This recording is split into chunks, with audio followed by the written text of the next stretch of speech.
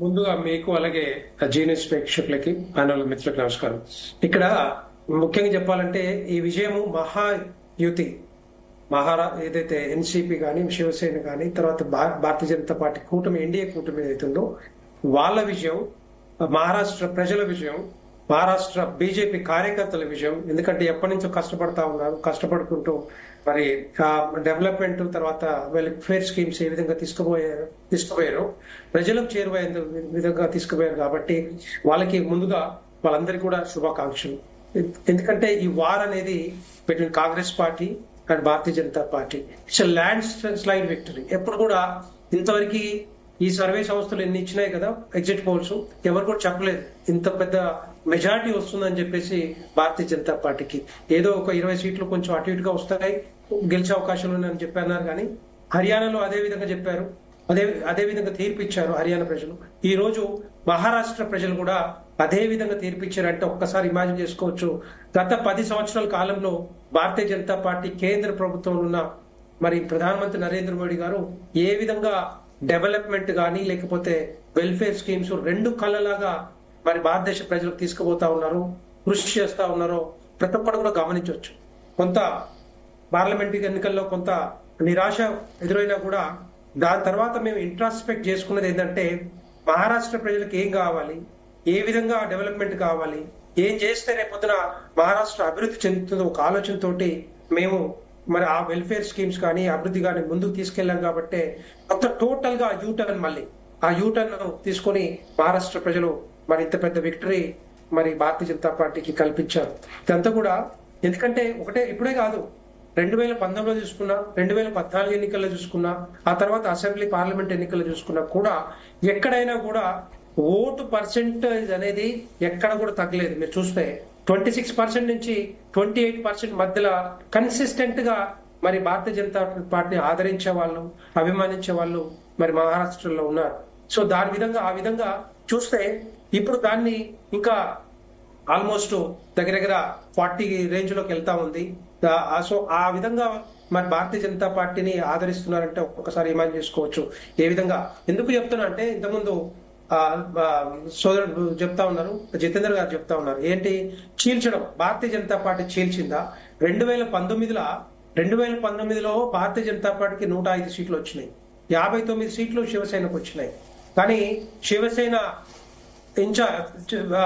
నాయకుడు ఏం చెప్పిండు, నేను ముఖ్యమంత్రి కావాలి, నన్ను ముఖ్యమంత్రి చేయని చెప్పి మరి భారతీయ జనతా పార్టీకి అధికారం ఇవ్వాలి కానీ భారతీయ జనతా పార్టీని గవర్నర్ పిలవాలి కానీ అక్కడ ఏం జరిగిందో ఏమో కానీ మరి శివసేన చీఫ్ ఎవరైతే ఉన్నారో ఉద్ధవ్ ఠాక్రే వెళ్లి కాంగ్రెస్ వాళ్ళతోటి ఎన్సీపీ వాళ్ళతో కలిసి మీరు నాకు సపోర్ట్ చేయండి, నేను ముఖ్యమంత్రి అవుతా అని చెప్పి దుర్మార్గమైన ఆలోచనతోటి వాళ్ళు పోయి మరి కాంగ్రెస్ పార్టీ చీల్చింది తప్పితే ఇక్కడ శివసేనని భారతీయ జనతా పార్టీ చీల్చలే.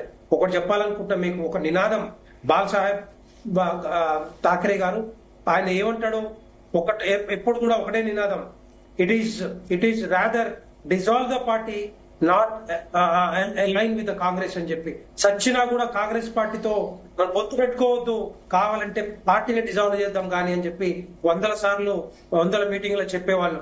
కానీ వాళ్ళ తండ్రి ఆలోచనలకు విరుద్ధంగా భిన్నంగా కాంగ్రెస్ పార్టీతో కలిసి మొత్తం మహారాష్ట్ర ప్రజల్ని మరి ఆయన శివాజీ భక్తుల్ని, శివాజీ విధేయుల్ని మరి మోసం చేసింది, మహారాష్ట్ర ప్రజల్ని మోసం చేసింది ఉద్ధవ్ ఠాక్రే. ఇక్కడ చీల్చింది కాంగ్రెస్ పార్టీ, ఎన్సీపీ తప్పితే భారతీయ జనతా పార్టీ చీల్చలే.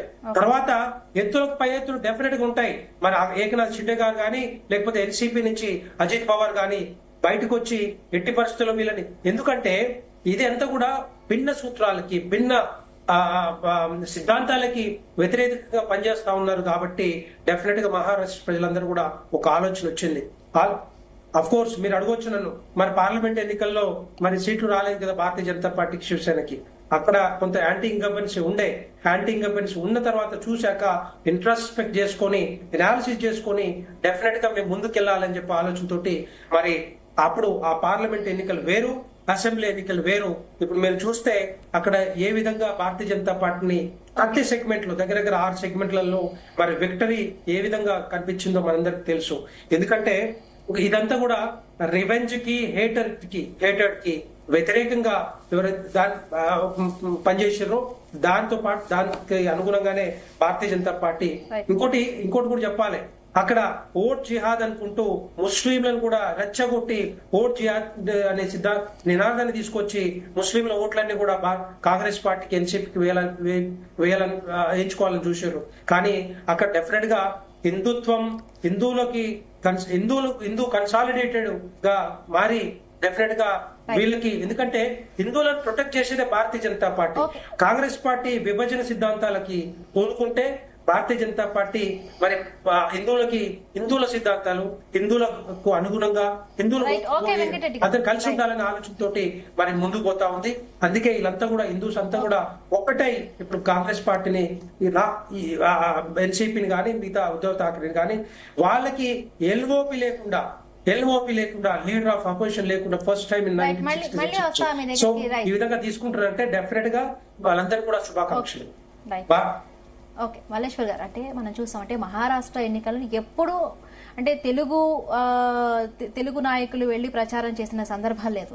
ఇక్కడ నుంచి చూసుకుంటే మనకి తెలంగాణ సీఎం రేవంత్ రెడ్డి గారు వెళ్లారు, అక్కడ నుంచి డిప్యూటీ సీఎం పవన్ కళ్యాణ్ గారు ప్రచారం చేశారు. సో పవన్ కళ్యాణ్ గారి రోడ్ షోలకు భారీగా జనాలు వచ్చారు, అంత సక్సెస్ అయింది, బీజేపీకి అదంతా ప్లస్ అయింది. బట్ ఇక్కడ మన తెలంగాణలో ఇక్కడ నుంచి వెళ్ళిన రేవంత్ రెడ్డి గారు చేసిన అసలు కాంగ్రెస్ సక్సెస్ కాలేదు. ఏంటంటే ఇక్కడ